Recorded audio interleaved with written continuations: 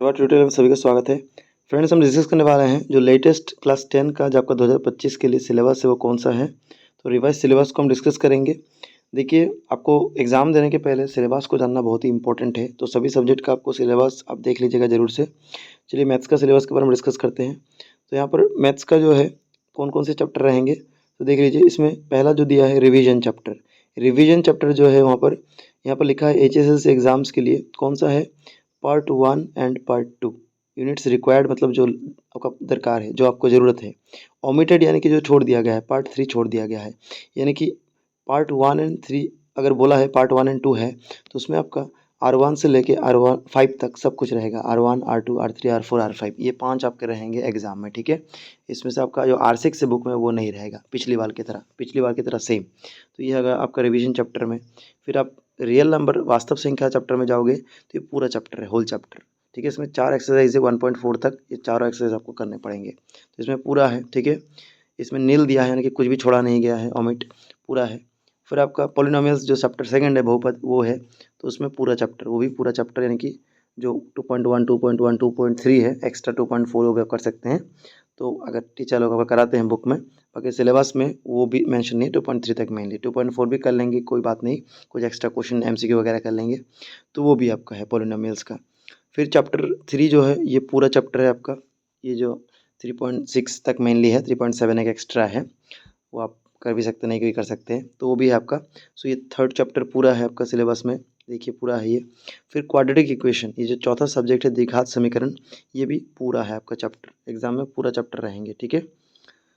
Arithmetic progression, समांतर प्रगति जो है उसमें से भी पूरा चैप्टर रहेगा उसमें, ठीक है। 5.1 5.2 5.2 5.3 ये सारे रहेंगे आपके। उसके बाद आपका है ट्रायंगल। अभी त्रिभुज चैप्टर में आएंगे तो क्या लिखा है कि that is up to 6 exercise 6.3, यानी कि एक्सरसाइज 6.1 है ट्रायंगल चैप्टर का, 6.2 और 6.3 ये तीनों एक्सरसाइज है, ये तीनों अनुशीलनी है, ठीक है। तो ये आप कर लेंगे तो हो जाएगा, बाकी 6.4 नहीं है। अभी नेक्स्ट कोऑर्डिनेट जियोमेट्री, जो स्थानांक ज्यामिति है, ये पूरा है, होल चैप्टर, यानी कि पूरा चैप्टर आपको करना पड़ेगा। फिर इंट्रोडक्शन टू ट्रिग्नोमेट्री, ये जो ट्रिग्नोमेट्री का चैप्टर 8 है, लेकिन 9 और एक ट्रिग्नोमेट्री का चैप्टर ही है, लेकिन ये नहीं है आपका सिलेबस में, पिछली बार भी नहीं था। तो चैप्टर 8 जो है पूरा चैप्टर आपको मिलेगा करने को, ठीक है, आपको अच्छे से करना है।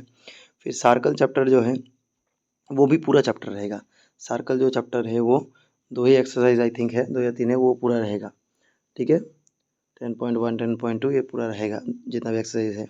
फिर कंस्ट्रक्शन जो है इसमें क्या है, 2 है, तो इसमें से 11.1 ही सिर्फ है, 11.2 नहीं है। 11.1 ही आपको कंस्ट्रक्शन करना है, ठीक है। इसमें बस 4 ही मार्क रहता है एक, ठीक है, 4 मार्क का रहता है। इसमें ड्रॉ करना होता है, ठीक है, फिगर।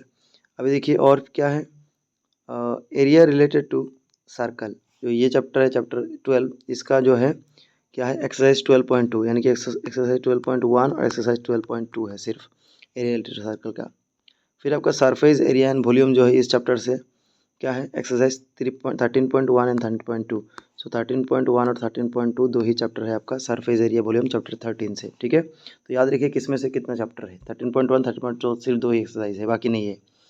फिर स्टैटिस्टिक्स चैप्टर जाओगे आप तो इसमें क्या है, इसमें एक्सरसाइज 14.3 तक है, यानी कि 14.1 14.2 और 14.3 जो बुक का एक्सरसाइज है वही आप करोगे, उसके अंदर ही क्वेश्चन पूछेगा आपको स्टैटिस्टिक्स में, ठीक है। एक्सरसाइज का क्वेश्चन भी देख लीजिए अच्छे से, जो एग्जाम्पल दिया है सोल्यूशन वो भी देख लेंगे, ठीक है। और जो 14.1 2 3 तीनों तो करना ही है आपको।